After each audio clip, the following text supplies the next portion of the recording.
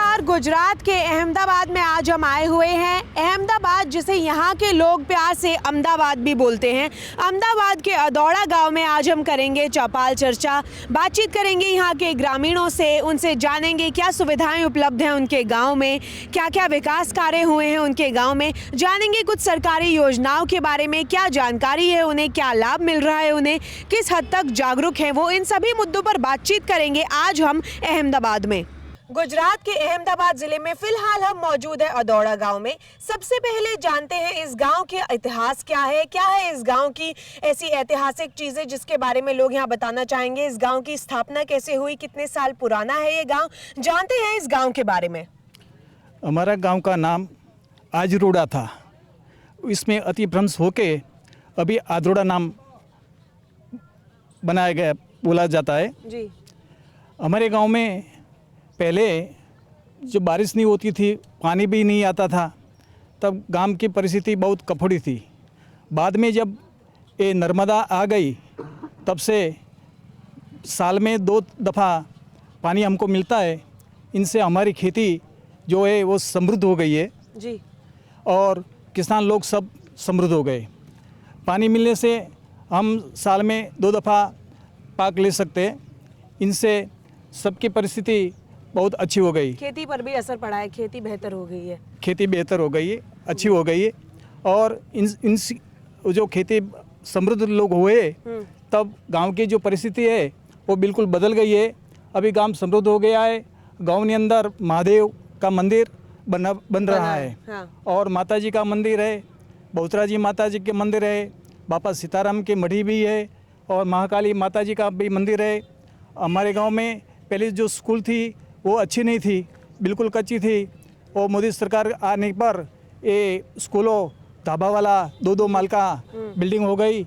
इससे शिक्षण में भी कुछ फ़ायदा हुआ है। जी, स्कूल के बारे में हम थोड़ी सी देर में बातचीत करेंगे। पहले आपसे जान ले कि क्या आस्थाएं जुड़ी हैं आपकी यहाँ के मंदिरों से, आपके जहाँ यहाँ मंदिर बन रहे हैं, जो बन चुके हैं, क्या आस्थाएं जुड़ी हैं? हम सब खिखड़ूत मिलके पैसा इकट्ठा करके महादेव का मंदिर जो हम बना रहे हैं। जी जी। जो आजू बाजू के गांव में ऐसा कोई मंदिर नहीं है, ऐसा मंदिर हमारे गांव में बन रहा है। तो बातचीत कर लेते हैं ग्रामीण से, जान लेते हैं इस गांव में किन किन फसलों की खेती होती है, यहाँ के किसान किन किन चीज़ों की खेती करते हैं, उनके बारे में जान लेते हैं एक व्यक्ति से।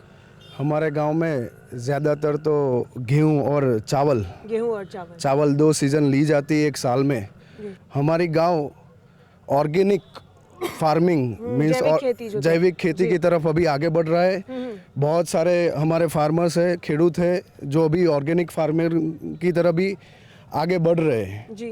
और 10 से 15% खेडूत हमारे गांव में थोड़ा सब्जी का भी उत्पादन करते हैं। तो मतलब कि जो वैकल्पिक फसलें हो सकती हैं उनके बारे में लोग यहाँ पे जानते हैं। वो जानते हैं यहाँ सब्जियाँ उगा सकते हैं आप खेतों में। समय समय पर अगर आपको फसलों को बदलने की ज़रूरत है तो गेहूँ चावल के अलावा यहाँ सब्जियाँ भी उगाई जाती हैं। लोगों को जैविक खेती के बारे में भी जानकारी है।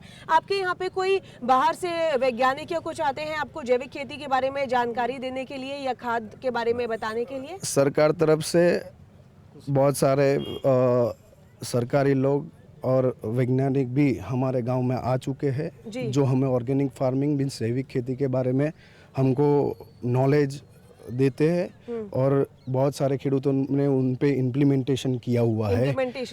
हाँ, और 1 साल में शायद बहुत सारे लोगों ने जैविक गेहूं का उत्पादन किया है और उसका उत्पादन बहुत अच्छा रहा है और उसका दाम भी खेडूत को अच्छा मिला हुआ है। दाम भी अच्छा मिला है, साथ में आपकी लागत भी कम हुई है। करीब कितने समय से आप लोग जैविक खेती के बारे में जानते हैं, उसे करने की कोशिश जानते हैं? तो बहुत टाइमों से, लेकिन ये सरकारी मदद मिलने से, पानी मिलने से लास्ट 4-5 साल से हम जैविक खेती के और ज़्यादा जागरूक हुए हैं और उस दिशा में हम अभी आगे जाएंगे। और दवाई के बिना का जो आज सबकी तबीयत हेल्थ का सोच के हमारे गांव के फार्मर कोई दवा खातर जो पेस्टिसाइड्स के बिना हाँ, का अब उनकी जरूरत नहीं नहीं पड़ती। पड़ेगी और जैविक खेती की तरफ हमारा गांव अभी आगे बढ़ रहा है। आगे बढ़ रहा है। साथ ही जैविक खेती के बारे में जानकारी तो देते ही हैं वैज्ञानिक। अक्सर क्या होता है खेतों में अगर मिट्टी में अगर आपको जांच करानी है तो उसके लिए भी वैज्ञानिक जो आते हैं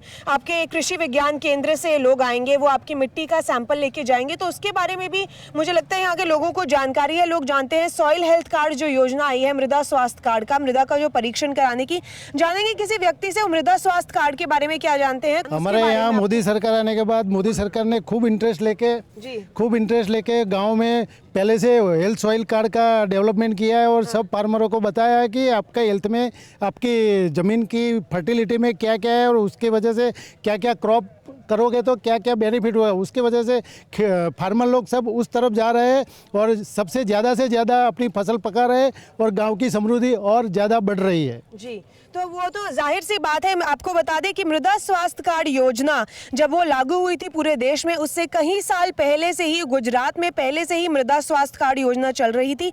लोगों को जानकारी थी मिट्टी का स्वास्थ्य जांच कराने के बारे में, मिट्टी का स्वास्थ्य का परीक्षण कैसे कराना है इसके बारे में जानकारी थी। साथ ही आपको बता दें कि गुजरात में सबसे पहले मृदा स्वास्थ्य कार्ड योजना को लागू किया गया था। तो शुरुआत तो घर से ही की थी, इसलिए आज मृदा स्वास्थ्य कार्ड योजना जो है वो पूरे देश में चल रही है। लोग का भरपूर फायदा भी उठा रहे हैं। चलते हैं गांव के अंदर, बातचीत कर लेते हैं कुछ और ग्रामीणों से, देख लेते हैं कि यहाँ पे और क्या व्यवस्थाएं हैं, ये गांव किस हद तक विकसित है, इस गांव में और क्या क्या विकास कार्य हो रहे हैं।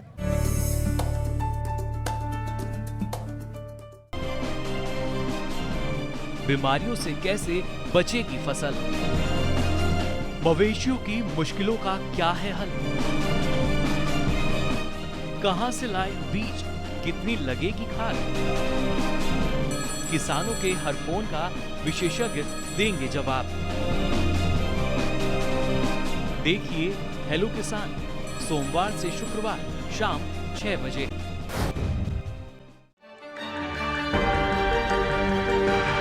कहां चलेगी शीतलहर, कहां पड़ेगी बर्फ,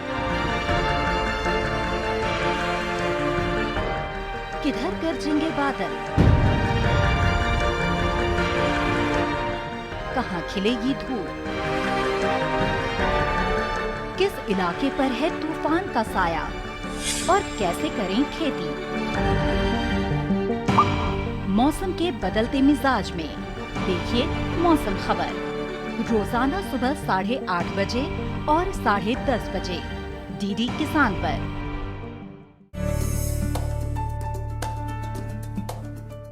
तो अभी हम आए हुए हैं अदौड़ा के प्राथमिक विद्यालय में। यहाँ कक्षा 1 से 8वीं तक के बच्चों को पढ़ाया जाता है। सबसे पहले शुरुआत करते हैं बात करने से यहाँ के प्रधानाध्यापक से, जान लेते हैं उनसे कि इस विद्यालय में, स्कूल में क्या क्या सुविधाएं दी जाती हैं बच्चों को। स्कूल में खाने के लिए मध्याह्न भोजन भी चलता है, सैनिटेशन गर्ल्स और बॉयज़ का अलग अलग है, प्रार्थना भी होती है, लाइब्रेरी भी है, विज्ञान प्रयोगशाला भी है।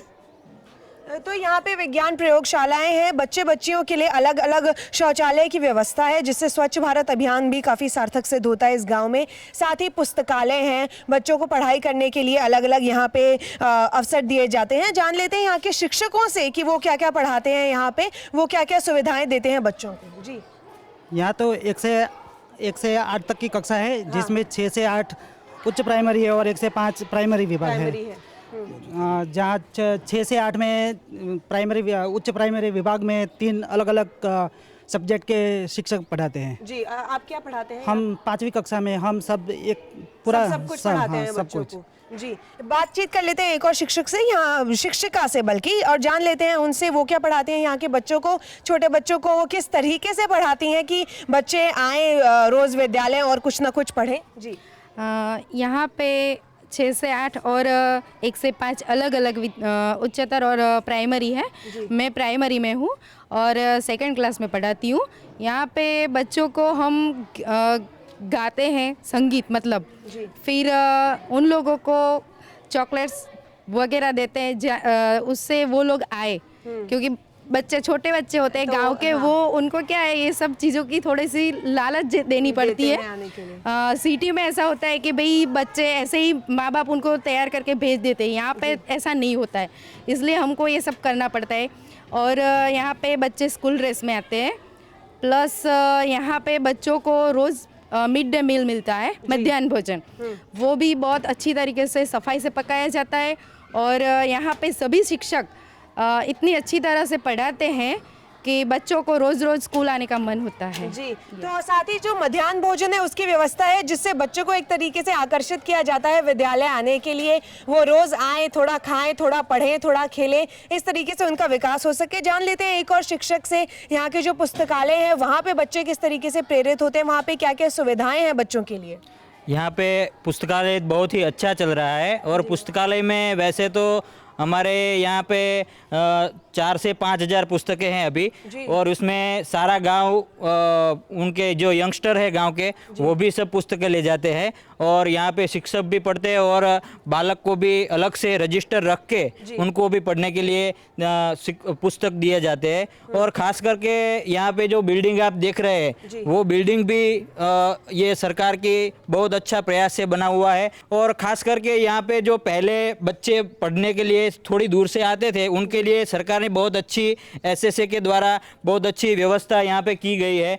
वो ट्रांसपोर्टेशन के लिए रोज रिक्शा उनको वहाँ पे लेने के लिए जाती है और वहाँ से छोड़ने के लिए शाम को जाती है। ओवरऑल यहाँ पे एजुकेशन भी अच्छा है, यहाँ के लोगों का सहकार स्कूल में बहुत अच्छा है।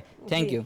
तो एक तरीके से साधनों की भी व्यवस्था है, जिससे बच्चों को आने जाने में सुगमता होती है, उन्हें स्कूल में आने जाने की दिक्कत नहीं होती है, जो एक बड़ा कारण समझा जा सकता था ग्रामीण इलाकों में, जिसके कारण बच्चे अक्सर स्कूल नहीं जाया करते थे क्योंकि उनके घर जहां विद्यालय बने हुए थे उससे बहुत दूर हुआ करते थे। तो ऐसे में सुगमता के साधन भी मुहैया होते हैं यहाँ पे बच्चों को।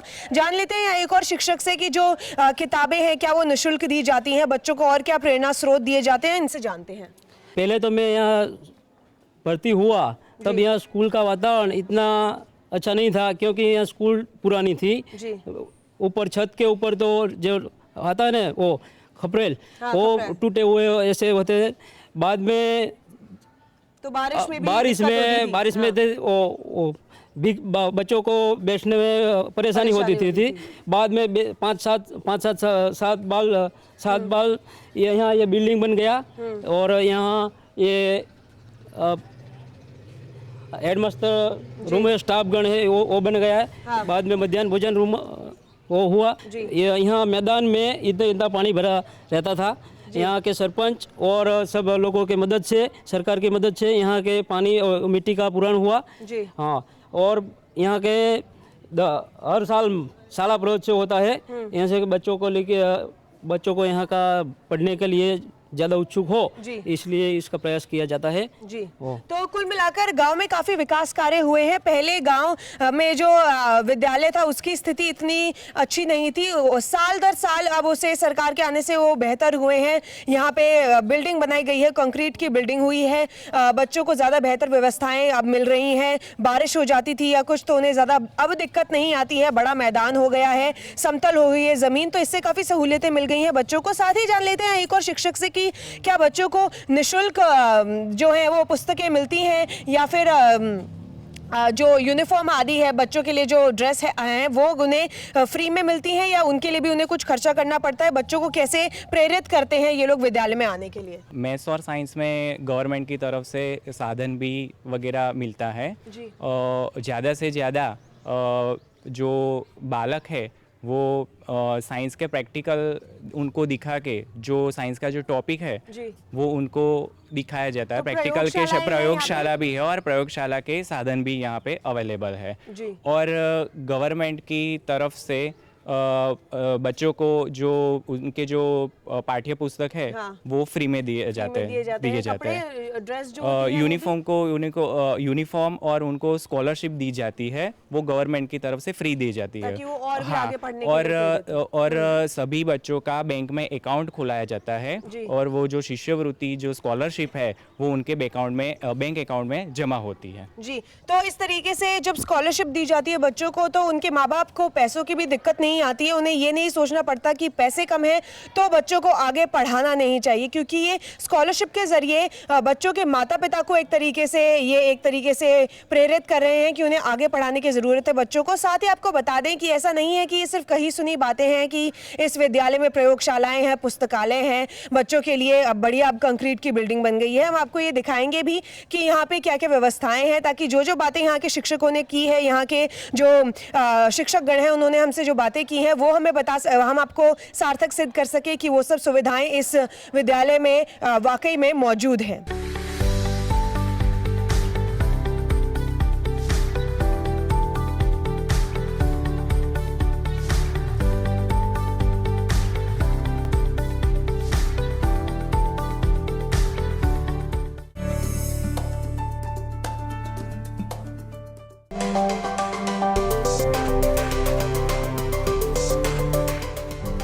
मंडियों का हाल,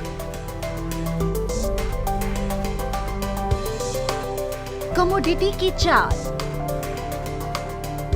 किसके गिरे भाव, किसने दिखाए ताव, सब कुछ जानकारों के साथ सिर्फ मंडी खबर में। सोमवार से शनिवार सुबह 8 बजे और 10 बजे डीडी किसान पर।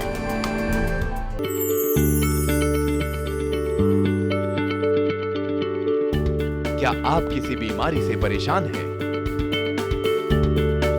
चाहते हैं डॉक्टर की सलाह?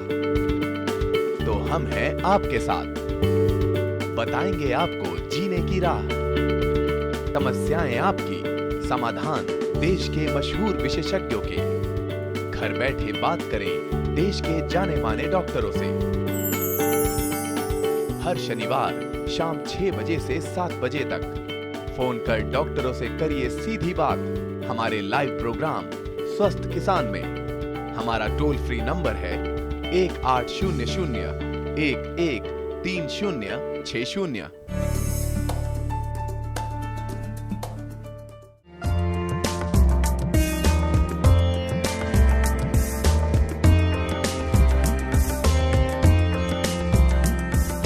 फिलहाल हम आए हुए हैं इस गांव के एक कोऑपरेटिव बैंक में। इस गांव में जो कोऑपरेटिव बैंक है वो आपको बता दें कि गुजरात ही नहीं, देश ही नहीं, बल्कि पूरे एशिया का ये पहला बैंक है जिसने किसान क्रेडिट कार्ड का वितरण करना शुरू किया था। ऐसे में हम यहाँ बैठे हुए हैं यहाँ के बैंक मैनेजर के साथ, उनसे कुछ सवाल कर लेते हैं, जान लेते हैं कि यहाँ के ग्रामीणों को एक कोऑपरेटिव बैंक होने से, गाँव के अंदर ही बैंक होने से क्या फ़ायदा हुआ है, क्योंकि बहुत सारे ऐसे गाँव हैं देश में जहाँ पे फिलहाल बैंक की सुविधा उपलब्ध नहीं है। ऐसे में इस गांव के लोगों को क्या फायदा है एक बैंक होने से? रुपए डेबिट कार्ड हम इशू किए, उसके बाद किसान कार्ड जो हमने एशिया में हमारी फर्स्ट नंबर की बैंक है जिन्होंने किसान कार्ड इशू किया है। तो करीब कितने प्रतिशत किसानों के पास यहाँ किसान कार्ड है? लगभग अभी 80 से 90% के पास किसान कार्ड है। क्या प्रक्रिया है, लोग यहाँ आके कैसे किसान कार्ड कैसे बनवा सकते हैं? नहीं, उसमें किसान कार्ड में तो उनका सब अकाउंट होता है किसान का, सब किसान का। उसमें खाली उनको एक फॉर्म फिलअप करना होता है किसान क्रेडिट कार्ड के लिए। हम वो फॉर्म फिलअप का साइन बाइन देख के उनको हम दे देते हैं। कोई दस्तावेजों की जरूरत होती है? नहीं, उसके दस्तावेज में तो जो उन्होंने पहले से किसी से वो लिया होगा, धिराण लिया होगा, उसमें से उनको मिल सकता है। पर उसके इसका पहला सबसे बड़ा फायदा ये है कि वो ऑल ओवर इंडिया में कहीं भी जाके किसी भी बैंक के एटीएम से पैसे निकाल सकते हैं 24/7 जी। तो ये रुपए कार्ड की सुविधा है जो रुपए कार्ड तो है हमारा बैंक का, डेबिट का रुपए, पर ये किसानों के लिए ये स्पेशली सुविधा ये किसानों के लिए है जी। और साथ ही जो किसान क्रेडिट कार्ड के अलावा अगर बीमा के लिए कोई हमारी बैंक में हमें 3 बीमा टाइप की है। एक देखो ये प्रधानमंत्री जीवन ज्योति बीमा योजना जो हमने हमारे माननीय प्रधानमंत्री साहब ने जो अनाउंस किया था वो है। उसके बाद प्रधानमंत्री सुरक्षा बीमा योजना और ये लास्ट में अटल पेंशन योजना जो वो तीनों की बीमा योजना हमारे यहाँ हो। और सब लगभग मेरी बैंक में 60% तक लोगों ने तो पेंशन की योजनाएं भी चल रही हैं। हाँ, पेंशन लोग यहाँ पे जो बुजुर्ग हैं वो कितने लोग यहाँ पेंशन की योजनाओं का लाभ उठाते हैं? अभी तक मेरे पास लगभग 30 से जैसे अटल पेंशन योजना में फॉर्म भरे हुए और प्रधानमंत्री सुरक्षा बीमा योजना उसमें सबसे ज़्यादा फॉर्म भरा है, जो ओनली सिर्फ एक साल में 12 रुपया कटता है उनके अकाउंट से और उनको 2 लाख तक बीमा मिलता है। तो महिलाओं के लिए कोई योजना चल रही है आपके बैंक में, महिलाओं के लिए, लड़कियों के लिए? हाँ, लड़कियों के लिए वो सुकन्या योजना है, वो भी हमारे बैंक में चल रही है। तो ग्रामीण मतलब कि ज्यादा से ज्यादा फायदा उठा रहे हैं? नहीं, यहाँ सब ग्रामीण ही फायदा। और अभी दूसरा बात वो है कि यहाँ के जो मिल्क कोऑपरेटिव सोसाइटी होती है, उनके यहाँ के आसपास के मेरे 3-4 गांव हैं, हाँ। उनके टोटली अकाउंट मिल्क जो भरते हैं दूध मंडली में, उसका टोटली अकाउंट इधर है हमारे पास। तो डायरेक्ट वो उधर मिल्क भरते हैं मंडली में, हाँ। उसके बाद पेमेंट उनका इधर जमा होता है जी। और टोटली ये पेमेंट इधर ले जाते हैं जी। और ऐसे कोई आने वाले समय में, आने वाले वर्षों में आप भविष्य में कुछ और सुविधाएं प्रदान करने की वो कर रहे हैं, कुछ योजनाएं बना रहे हैं कि हम और सुविधाएं देंगे, कुछ एटीएम की या कुछ भी आपके बैंक की तरफ से? हमारे बैंक का गोल है कि पूरे के पूरे 100% जो कस्टमर है उनको रुपए डेबिट कार्ड इश्यू किया जाए जी। और साथ में भी हमने माइक्रो एटीएम जो है, तो हमारे बैंक में माइक्रो एटीएम भी अभी प्रोसेस चल रही है वो देने के, और पॉइंट ऑफ सेल मशीन जो हम हमारे बैंक डायरेक्ट उन लोगों को देंगे, हाँ। वो अब सबसे सेकंड नंबर का गोल हमारा वही है, क्योंकि सब पूरा टोटली कैशलेस जो हमारे प्रधानमंत्री जी ने जो किया है उसके हिसाब से हम सबको पॉइंट ऑफ सेल मशीन देंगे। बाद में हमने हमारे बैंक की मोबाइल बैंकिंग ऐप स्टार्ट की है, एडीसी बैंक मोबाइल बैंकिंग। अच्छा। उसमें से सब ट्रांजैक्शन कर रहे हैं। और उसके बाद इंटरनेट बैंकिंग में भी हमारी साइट पे जाके आप इंटरनेट बैंकिंग कर सकते हैं। उसके बाद जो भीम ऐप लॉन्च हुई है, एसएमएस बैंकिंग, हाँ। वो सब भी हमारे बैंक में उपलब्ध है, सब सुविधाएं उपलब्ध हैं। तो कुल मिलाकर अगर हम आपको बताएं तो इस गांव में जो ये बैंक है इसमें इंटरनेट बैंकिंग की सुविधा उपलब्ध है और एसएमएस बैंकिंग कर सकते हैं। कोई भी व्यक्ति इस बैंक में आएगा तो उसे रुपए डेबिट कार्ड का फायदा मिलता है। यहाँ पे कुछ योजनाएं चल रही हैं, लोग अपने खाते खुलवा रहे हैं अटल पेंशन योजना के अंतर्गत, जीवन ज्योति बीमा योजना के अंतर्गत, सुरक्षा बीमा योजना के अंतर्गत। साथ ही बात करें महिलाओं और लड़कियों की तो बच्चियों के लिए यहाँ सुकन्या समृद्धि अकाउंट खोलने का प्रावधान है। तो कुल मिलाकर कैशलेस भी किया जा रहा है। यहाँ के जो बैंक है वो ज्यादा से ज्यादा कोशिश कर रहे हैं कि प्रधानमंत्री नरेंद्र मोदी के नक्शे कदम पर चले और जो डिजिटाइजेशन की एरा है उसे शुरू करें, डिजिटाइजेशन का जो एक दौर चला है उसको ये कायम रखें। इसी संदर्भ में अगर हम बातचीत करें तो ये लोग कोशिश कर रहे हैं कि ज्यादा से ज्यादा जो मतलब कि जो ट्रांजैक्शन हो रहा है, जो लेन देन हम कहते हैं, उसे ये कैशलेस बनाने की कोशिश कर रहे हैं कि जो कैश है उसका कम से कम इस्तेमाल हो और लोग ज्यादा से ज्यादा कार्ड का इस्तेमाल कर सकें। इसलिए ज्यादा से ज्यादा ग्रामीणों को किसान रुपए कार्ड देने का प्रावधान है, उन्हें डेबिट कार्ड दिए जा रहे हैं, उन्हें बांटा जा रहा है, आवंटन दिया जा रहा है। साथ ही उनमें जागरूकता फैलाई जा रही है कि कैसे उनका इस्तेमाल करें। जो बड़ी बड़ी डेयरी की सुविधाएं हैं, डेयरी जहां होता है जहां पे लोग ज्यादा पैसों का लेन देन करते हैं, वहां पे कार्ड का प्रावधान किया जा रहा है। तो कुल मिलाकर ज्यादा से ज्यादा आधुनिकीकरण हो रहा है इस गांव में। बैंक काफी बढ़ चढ़ कर हिस्सा ले रहा है, ज्यादा से ज्यादा एटीएम खोलने की भी कोशिश कर रहा है।